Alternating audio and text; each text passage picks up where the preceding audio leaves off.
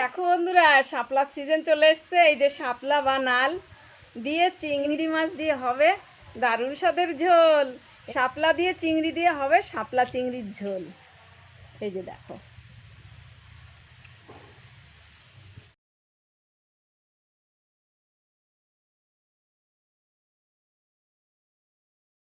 বন্ধুরা, এই যে আমার শাপলা বাছা হয়ে গেছে।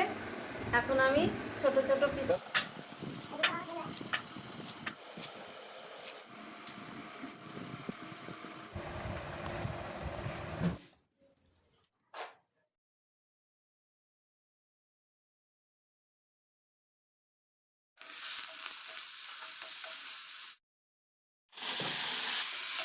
শাপলা চিংড়ি ঝোলে দিয়ে মশলা দেওয়া হয়ে গেছে। এবার একটু ভালো করে কষাবো, কষিয়ে অল্প একটু ঝোল দেবো।